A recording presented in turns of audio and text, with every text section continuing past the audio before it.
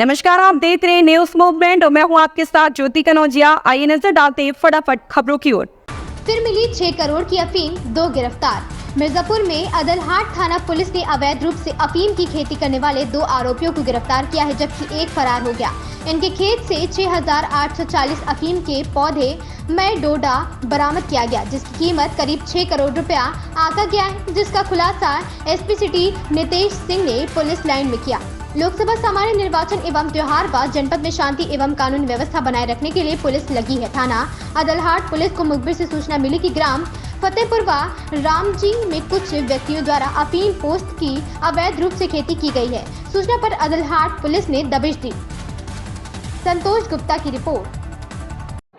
ये कल दिनांक 13 मार्च को थाना क्षेत्र अदलहाट में चौकी नारायणपुर में ये 2 गांव हैं, फतेहपुर और रामजीपुर।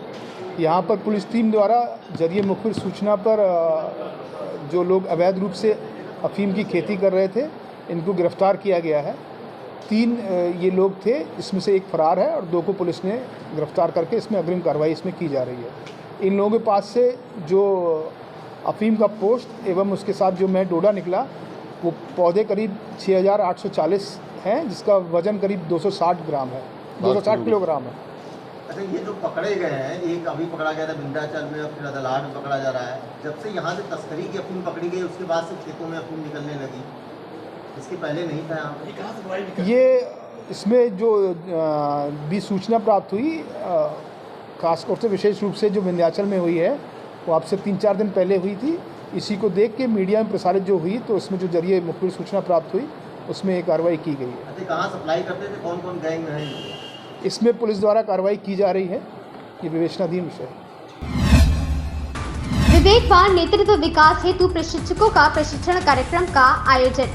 विवेकवान नेतृत्व विकास हेतु प्रशिक्षकों का प्रशिक्षण कार्यक्रम आयोजित किया जा रहा है। तीसरी सरकार अधिनियम के अंतर्गत पंच परमेश्वर विद्यापीठ के तत्वाधान में आयोजित यह 3 दिवसीय आवासीय और अंतर्राज्यीय प्रशिक्षण कार्यक्रम 15 से 17 मार्च 2024 को उत्तर प्रदेश के प्रतापगढ़ जिले में कटरा गुलाब सिंह के निकट बाबूपुर गांव में स्थित आशा पैलेस कालिका सदन के परिसर में संपन्न होगा। इसमें देश के 7 राज्यों से 35 प्रतिभागी सम्मिलित हो रहे हैं। इस कार्यक्रम में प्रशिक्षक के रूप में डॉक्टर चंद्रशेखर प्राण, अरुण तिवारी तथा अनिल उदय हैं। उक्त जानकारी तीसरी सरकार अधिनियम के कार्यक्रम समन्वयक अमन कुमार वर्मा द्वारा दी गई। ओम प्रकाश गुप्ता की रिपोर्ट।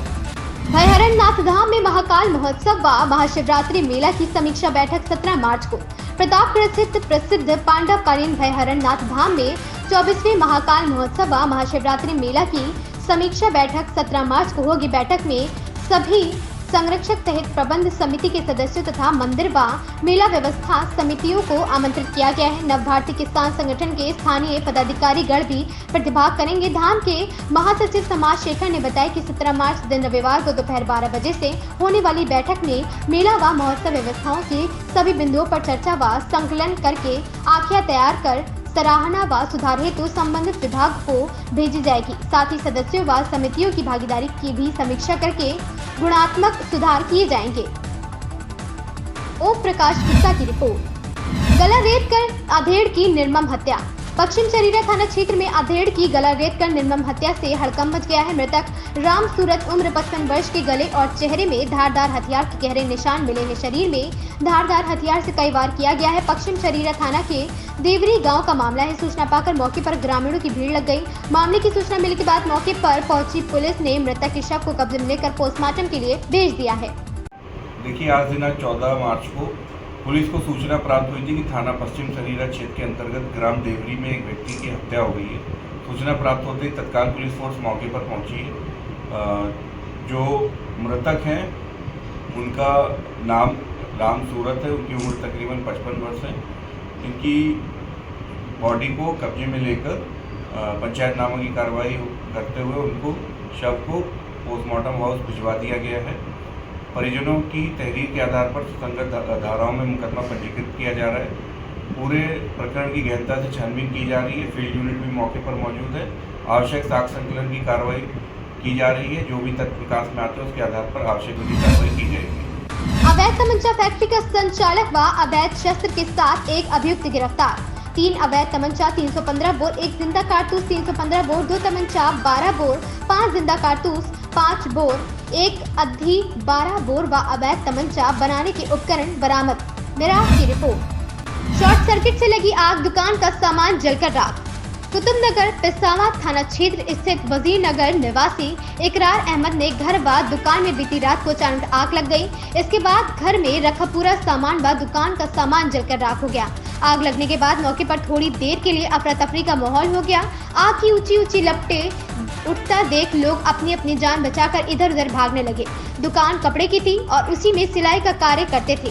पास में बंधी 2 बकरियां जलकर राख हो गई है। घटना की सूचना तुरंत फायर ब्रिगेड और स्थानीय पुलिस को दी गई है। फायर ब्रिगेड की गाड़ी पहुंचने के बाद काफी मशक्कत के बाद आग पर काबू पाया गया है। हालांकि तब तक घर में रखा पूरा सामान जलकर राख हो चुका था।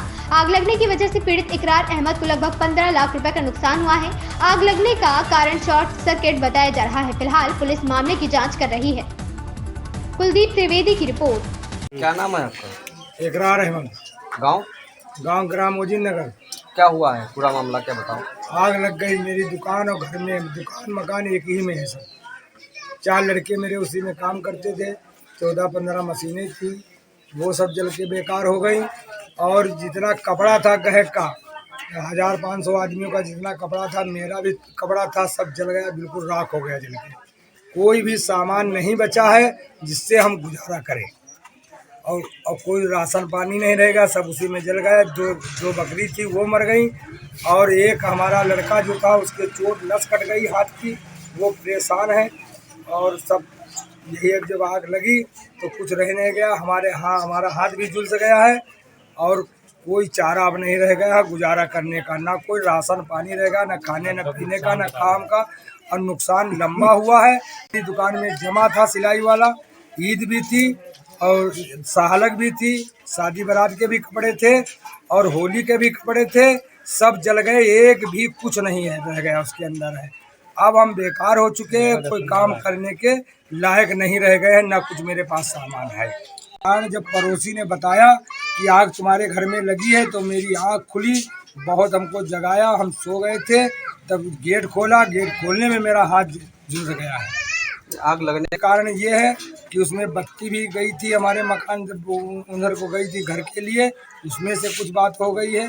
क्या हो गया हमने आँख से नहीं देखा। नुकसान लगभग 10-12 लाख का नुकसान हो गया है। जितना सब सामान था, बहुत ज़्यादा सामान था। तब 4 लड़के इसी में मेरे काम करते थे और अब 5वें हम भी काम करते थे और कहीं जगह भी नहीं थी। इसी में काम में मेरा मकान भी बेकार हो गया है जल के। सब चिटिक गया है, बिल्डिंग सब बेकार गई है। इन खबरों में बस इतना ही। बने रहे न्यूज़ मूवमेंट के साथ।